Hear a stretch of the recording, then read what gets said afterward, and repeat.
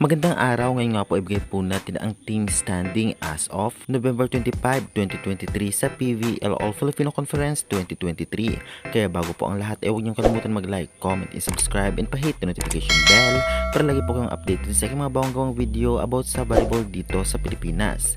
Kaya guys, huwag na po natin patagalin pa, ito na po ang team standings. Sa ngayon po ay nangunguna pa rin ang Creamline 8-0, Chocomocho 8-1, Cheritigo 8-1, Signal 7-3, Petrogas 6-4, PLDT 5-4, Akari 5-5, F2 Logistics 4-6, NX Chameleons 3-7, Farmfresh Foxes 1-8, Galleries Tower High Risers 0-8, and Gerflor Defenders 0-8. At tatlo na po ang pasok sa semifinals, ang Creamline Cool Smashers, Chocomocho Flying Titans at Cheritigo Crossovers.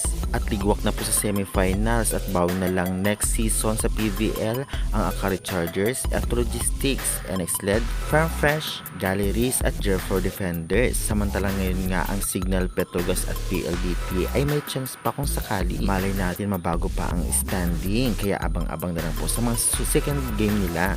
At ang laro kanina ay atin namang banggitin. Ang Signal nga ay nanalo sa NX LED sa loob ng 3 straight sets sa mga scores na 25-17, 25-14 at 25-14. At ang Petrogas Angels naman ay tinalo ang Akari sa loob ng 4th set sa mga scores na 25-18, 17-25, 25-22 at 32-30.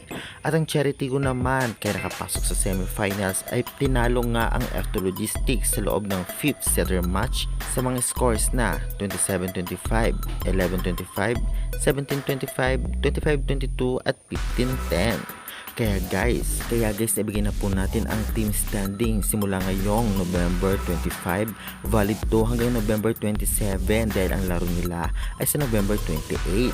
Kitang-kita na nga natin talagang isa na lang ang inaantay ng lahat upang matapos na ang laro at talagang makilala na ang isang team na papasok sa semifinals upang kumpleto sa tatlong teams. Excited na ba kayo sa susunod na laban sa November 28?